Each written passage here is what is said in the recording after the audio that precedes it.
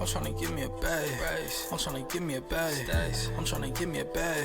I'm tryna give me a bag. What's up? You are now listening to FY Fly the podcast, and I'm your host, Hassan Thomas, along with Remy, and we are here to share tools on how millennials can budget, save, invest, and understand student debt and credit to achieve financial freedom.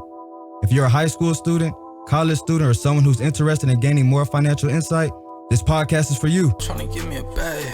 I'm tryna give me a bag. I'm tryna give me a bag. I'm tryna. What's up, my FY Fly folks? How y'all doing out there? I hope y'all doing all right. Welcome to the FY Fly podcast. My name is Hassan Thomas, aka the kid that did and the man that can, baby. And today, we're going to be chopping it up with money management expert and financial coach, Mr. Vince Hollerman, man. How you doing? I'm doing great, man. Blessed to be here. Excited. Yes, sir, man. Well, here at FY Fly, we really like to skip the fluff and get right into the good stuff, baby. So we know you're a money management expert, know you're an investing expert. So we brought you on here for a reason, my man. So why do you think anybody listening needs to start investing ASAP? And like, what made you start investing? Like, was there a certain event or a certain story? Yeah. So for me, when I first learned about investing, it was probably like right before I got out of college. When I first learned about like investing, like for myself. All before that, I had no clue. Like I was playing football, I was doing all that stuff. I was just focused on football. And then, as I was getting ready to graduate, I got introduced to this opportunity to work with this financial firm right when I got out of college. And they was telling me about investing and all that stuff. And I learned that the earlier that I invest, the more that I could have. And it was really for me, the event that happened for me was just seeing the numbers and seeing like what was possible. You know what I mean? Yeah. Because I went to college for business and economics, so I was a math guy, numbers guy anyway. And for somebody to break that down for me like that, and say, hey, bro, you're not even 22 yet. You 21, about to graduate. You're not even 21. You started investing right now, $100 a month. By the time you get ready to retire, you could be good. And I was like, dang, that's crazy. And nobody ever broke that down for me like that. So like when you said that you were in football and you were only focused and concerned about football, right, what advice could you give to those, not even just football players, just those athletes or entrepreneurs that are young and solely focused on one area? How can just adding, a little automation to their investing portfolio, adding $10 to $15 every week or every month, how can that really help them, instead of waiting until they get a little older? Yeah, it helps. It helps a lot. So not only is it the money aspect, not only do you, make money and have a lot of, have the potential to making a lot of money by retirement or later on in life, but you also create that habit and that skill at the same time. So no matter what industry, no matter what you're going into, no matter what career, no matter what job, you being able to properly manage your money, properly automate saving, and put money away for your future, right? That's a habit that a lot of people don't have. You being able to create that habit at a younger age makes it a little bit easier, because the thing that I learned too is that, as we get older, the harder it is for us to break habits that we've, done over time. So if you start something younger, if you start something sooner rather than later, it'll be a little bit easier for you to, mold that habit, mold that skill, so that you can have it for forever, and something that you can pass down to the next generation. And then plus just letting that technology do the work for us. I think that's the biggest thing, young and old. We already know we don't want to do a lot of work. Exactly. So take the time to do one piece of work, set up automatic deductions, maybe from your paycheck or, every time you get paid, whatever it is. Start and put it into that Roth IRA that we're going to get into a little later, man. Because I definitely want to dive into that, because me and you both know how mandatory that play is. But before we get into really take a deep dive into investing, I honestly feel like the biggest problem for us, bro, as a generation, and even America, America, biggest country in debt. So what do you think, or can you give us some tips to being more mindful with our spending? For sure. So, when it comes to spending, it's important to understand you, because everybody is different. Everybody is different. Okay, we got our spenders, we got our savers, we got our people that spend money on experiences. We got people that spend money on traveling. We got people that, you spend money on things that you want to spend money on. So the problem is we don't have a system or a plan for how we spend it. So, I'm one of the money coaches that's going to tell you to spend your money, but you have to have a plan for it, right? You can spend your money however you want to spend your money. Just have a plan for it, right? That's what I'll be saying. A budget is just a spending plan. Exactly. That's all it is. That's all it is. Yeah. Like, too much of anything is bad. So having things in moderation is always going to be better for you long term. Short term is going to feel good. Short term, you're going to be, happy. Short term, it's going to, be the cherry on top. But long term, it's going to be something that you can sustain. So in the short term, exactly. So when it comes to spending in the short term, as far as tips, like you said, automation is key. Like that's the first thing, right? We have some things can be automated, like our bills and stuff. That's stuff that we spend money on anyway that we're gonna spend on any given month. Automate that as much as possible. So those fixed expenses? Yeah, those fixed expenses. Automate that as much as possible. And then the money that's left over, right, that's the money that you can play with. Now it's time to really dig deep, trade that budget, really, look at those bank statements and stuff and look at what you're spending your money on consistently.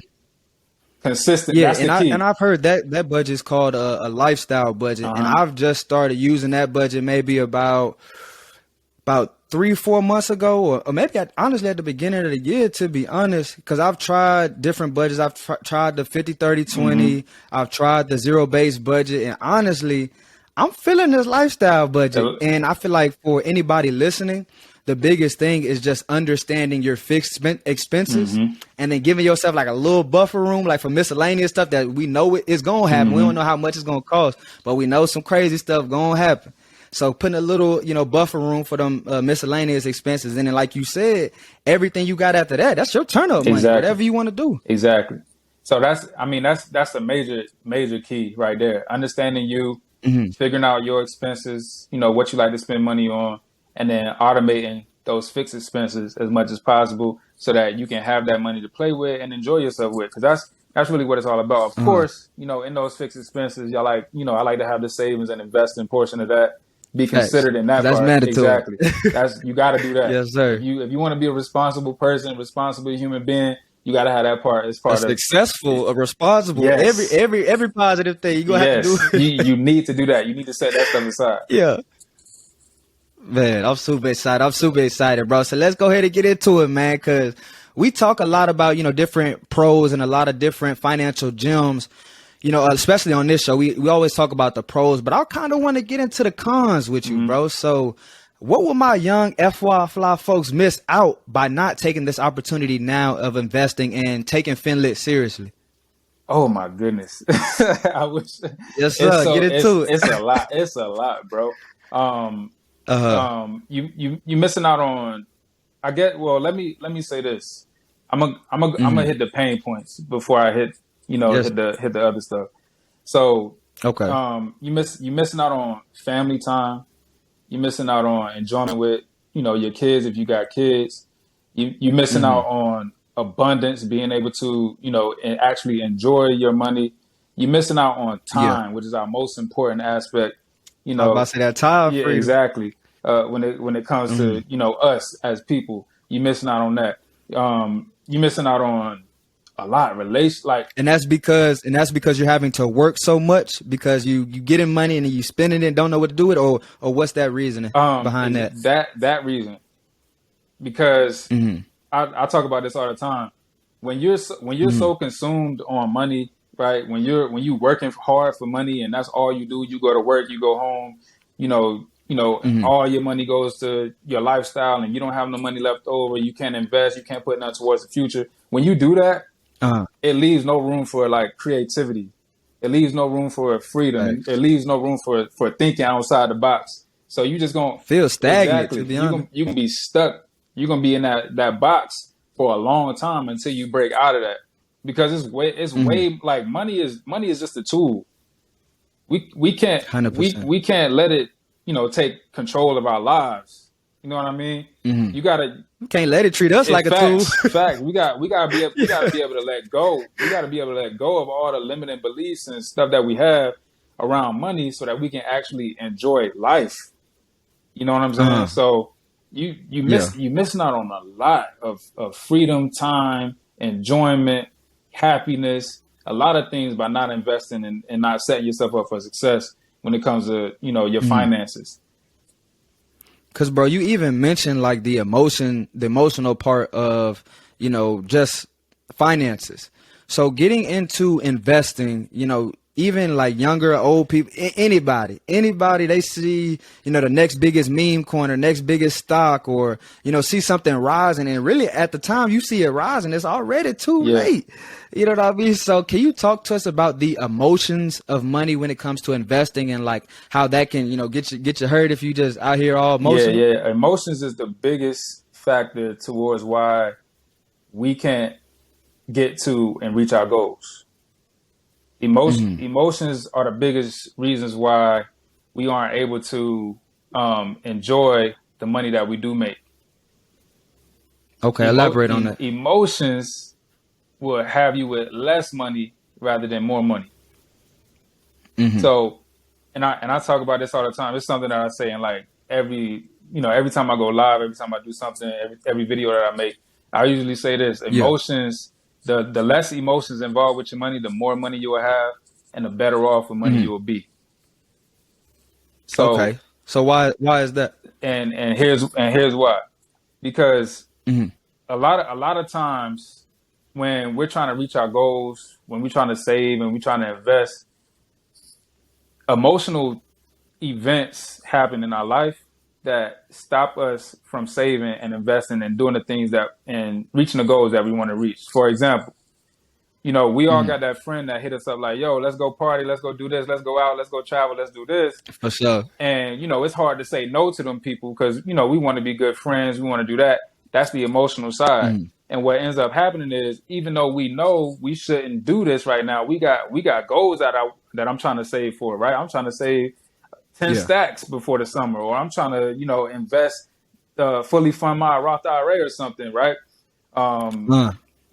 These are goals that I'm trying to reach, but you keep hitting me up, you keep calling me, you keep trying to get me to do this stuff. Emotionally, I don't want to be a bad friend. So our money that we use for these things and for these events and, birthdays, holidays, Christmas, that type of stuff, the money that we use for that, we typically take from savings or our investment portion. Or that check that we just got that needs to pay the bills, that needs to pay all the other things. Worst. Now we take it from the check. That's the worst. I didn't even get to that because that's the worst thing that you could do. But doing that and stopping ourselves from reaching our goals and stopping ourselves and what I say all the time, like disrupting your investing. That's one of the biggest mistakes that you can make when it comes to this money game. And just leave that thing on autopilot. Exactly. And being emotionally tied to it and, manually managing your money is going to hurt. It's going to be bad long term because we're human. We emotional creatures. We thrive off of emotion. I'm not saying be emotionless, right? That's not humanly possible. Yeah.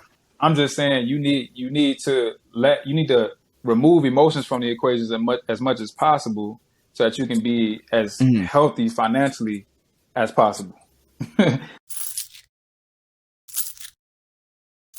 Yo, are you ready to hit your next level? Do you want to increase your drive, destiny, and dollars?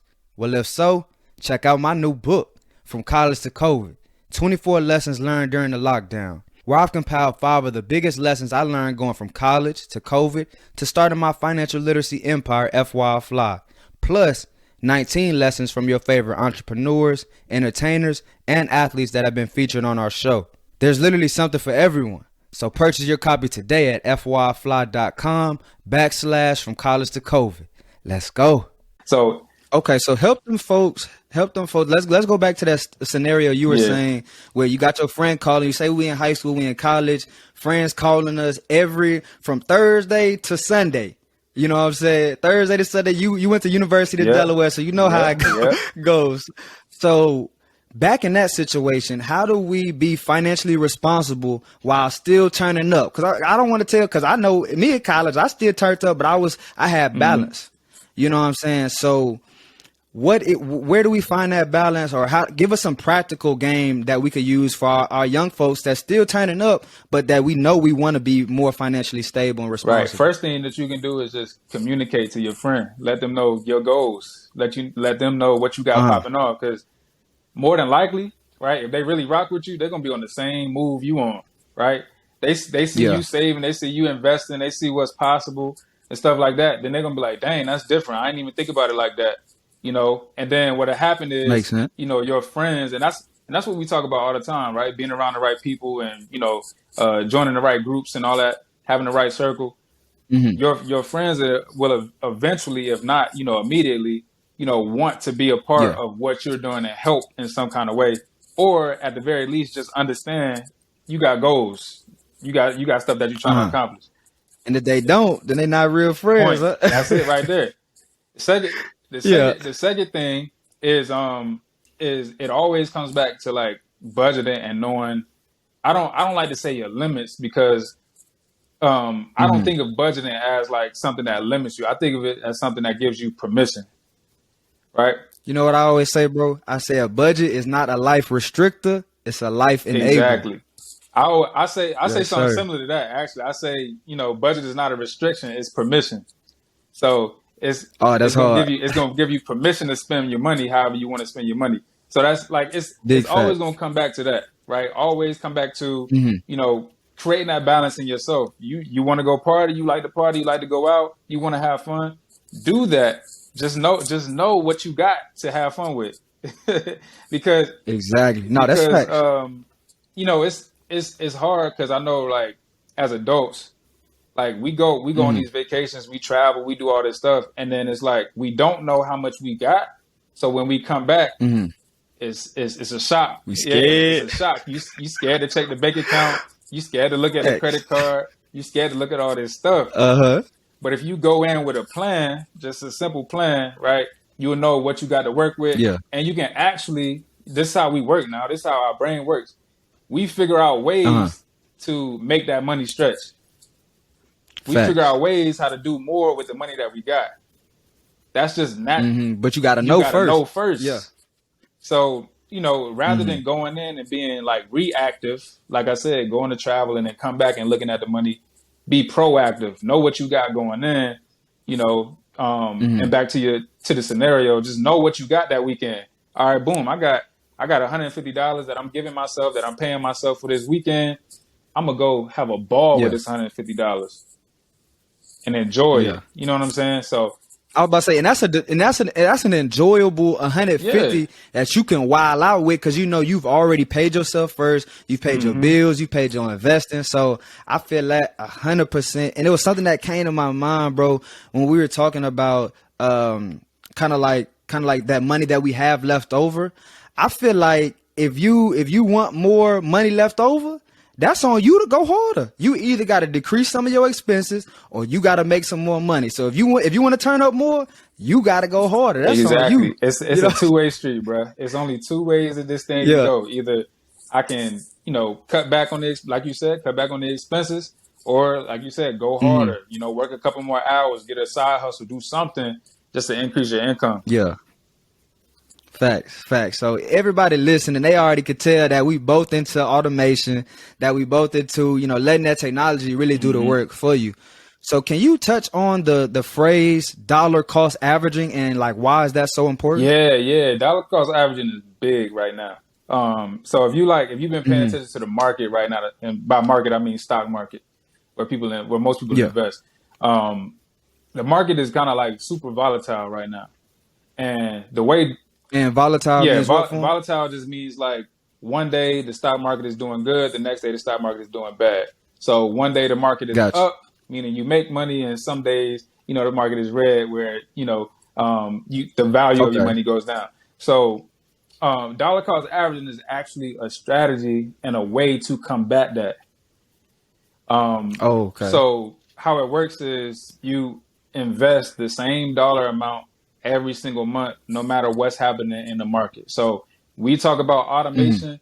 This is a passive strategy that you can automate to where you invest the same dollar every month, and no matter what's happening in the market, you're investing. So I know a lot of people get scared when they hear volatility, when they hear the market going up and market going down. But I the way I help people understand it is every market has an up and down market. So like for people that like shoes, that's what the market is. Exactly. So for people that for people that like shoes, sneakers, there's a part of the year where sneaker prices is through the roof. And then there's a part of the year when sneaker prices is not through the roof, right? It's a little lower where you can find good deals on sneakers, right? Any man, market. I couldn't find no forces nowhere. Exactly. During the summer, forces sell out, bro. Forces be gone during the summer. Man, I hate it. For real. My bad, though. and people take advantage of that because of the market. So they know that they can sell forces at a higher price because, you know, the market is in demand for it and it's inflated because it's not enough on the market. So, you know, that's how dollar cost averaging works. It's super important though that you do that because that's going to really allow you to take advantage of compound interest over time. Like you'll be surprised what $100 a month turns into by the time, you know, if you start at age 20 to 65, you're sitting pretty good, bro. You're sitting on a good chunk of money, over $1 million, over $1 million. Okay. For sure. Okay, so let's go ahead and take it back to high school or college, Vince. You know what I'm saying? You about to graduate. What will be the first money moves in this current market that we're into today? What will be some first money moves you will make? Ooh, if I had the knowledge that I know now. All right. Yes, sir. So Yes, sir. If I had the knowledge that I know now, I'm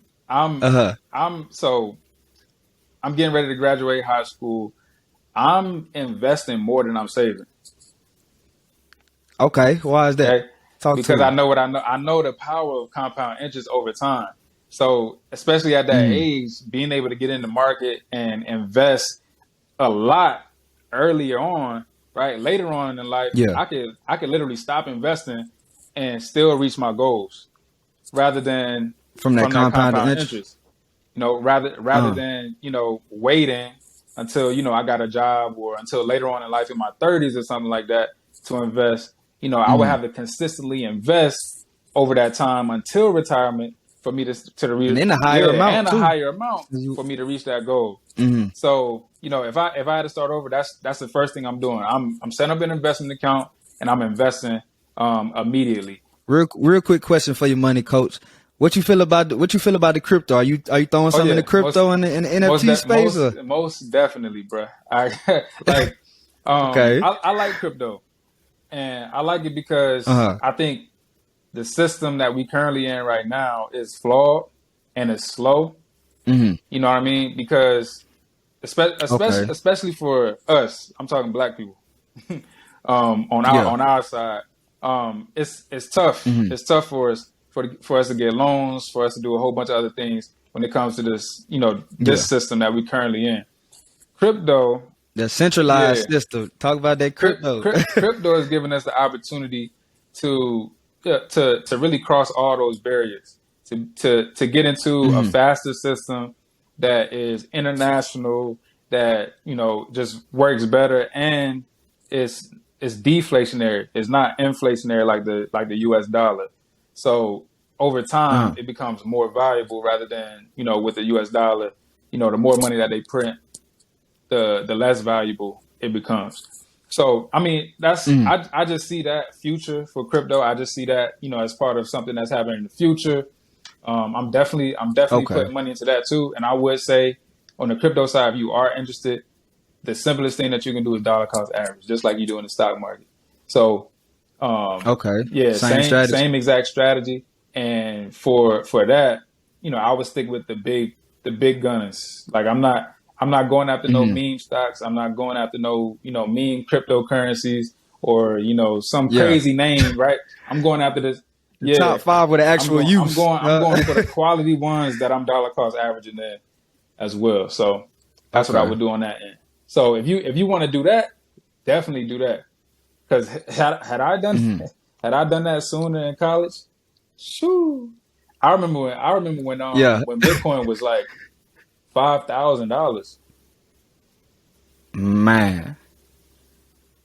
See, but that was tough, bro. You know, it wasn't really a lot of, it wasn't as much as financial education as it is now. Right. You know what I'm saying? You still had your people who were still pushing out content and stuff, but the way that it is now, I feel like if Bitcoin had a transition period now where it went back down that low, man, folks would be on it. So yeah, it's crazy, but I would definitely do that. I would definitely, set myself up financially, create that foundation for myself, just so I don't have to, worry about that money aspect, and everything can be automated for me. And then I can start thinking, I could be more creative. I could do more of the stuff that I love to do, Now you got peace. Exactly. That's the main thing. And I think a lot of people miss that part. They want to skip to, just making all the big money. Right? They want to skip to getting that bag immediately, which is no problem with that. But at least have the foundation in place first, so that you can do that more freely. You feel me? But I still want to get into this, because I feel like the two most foundational accounts that everybody needs to have is a Roth IRA and some type of life insurance. So can you explain and elaborate the mandatoriness of both of those accounts? These are non-negotiable. So I talk about non-negotiable expenses like all the time. This is non-negotiable. So you need life insurance, number one, to protect your income and your assets. Right? That's what life insurance is for, to protect your income and your assets. The second thing is the Roth IRA. So you need something to create wealth and build wealth over time. And what's great about the Roth IRA is it grows completely tax free. So, having that tax free money and not having to worry about taxes. Because here's the thing, like, we all know taxes is going to increase over time, and especially with what just happened with the pandemic and everything, we know that taxes is going to go up crazy, right, over the next years, right? We know that that's going to go up. But because you got your money invested into the Roth IRA, you won't have to worry about that. So that's one of the biggest aspects of it. But here's why you need both, though, together. And here's why how they both work together. So, and I talked about this a little bit earlier, but your Roth IRA is for creating the asset, building the asset. You need that, right, to pass down for generation to generation. What's great about the Roth IRA too is that there's no required minimum distribution age, so that can go on for forever. You can pass that down the line for forever without ever taking any money out of it if you don't need it. Okay, so that's a big component of the Roth IRA that most people don't know. So that can consistently be passed down from generation to generation. Let me break it down like this so that we can understand this simply. So, for sure, if something happens to you, instead of your family having to disrupt your wealth building, your Roth IRA, pull money from that, and depend, or GoFundMe or any of that, or fish fry. Instead of them having to stop you from being able to stop you and your family from being able to have generational wealth, they can just use the death benefit or the insurance money. So that's just the simplest form. And even for that burial, but also for them, if you was the head household winner, if you was the breadwinner, and now you're gone, that's tough. You know what I'm saying? And that life insurance is going to replace that. That's what it's for. So if you have the life insurance in place, now if something happens to you, your family gets that life insurance money, and they get to keep building towards your Roth IRA, right? Keep building that wealth. Keep building that money that could be passed down for generation to generation. And that compounding keep on. Right, without you having to disrupt it. So that's why you need to have both together, so that you can take advantage of both. Because if you got the Roth, no life insurance, family gonna have to take away the Roth. If you got a life insurance, then you only get the life insurance, which is still a good thing. But you won't have that extra piece with that Roth IRA to be able to invest for you. So those are mandatory. You got to have that. And I love it, bro, man. Thank you so much for coming by and dropping these gems on the FY Fly podcast, man. Let everybody know where they can reach you. Any final words? Sure. Go ahead, you boss. You can reach me all all across social media at Money Coach Vince. I only have one page, y'all. It's a bunch of fakes out there and stuff like that. But at Money Coach Vince, you can find me everywhere: Twitter, Instagram, TikTok, all that. You can find me there. Anything that you need, just send me a DM. Any questions that you have, I'm more than welcome to answer those questions for you. So, but yeah, that's it for me, man. For real. Yes, sir. Yes, sir. Like I said, man, we really appreciate you for coming on. We definitely got to bring you back for that term life versus whole life. Maybe not even versus, man. Just maybe just the pros and the cons of each, and let people make their decision from there. Because honestly, bro, I think once I get a kid, I'm gonna go ahead and get term life. It's you know what I'm saying? Like I said, it all depends on the situation. Most definitely. We're gonna chop it up though, man. But thank y'all everybody for listening. Make sure y'all tap in for another FinLit Friday. And I'm gonna need everyone to stay safe, stay invested, and stay FY Fly. We'll see y'all next week. Thank you all for listening to FY Fly the podcast, and we hope you enjoyed the show. Tune in next week for more financial literacy insights with our special guest. Please visit our website, social media platforms, and subscribe to our YouTube channel at FYI Fly Podcast. That's FYI FLI Podcast. See y'all next week and stay fly.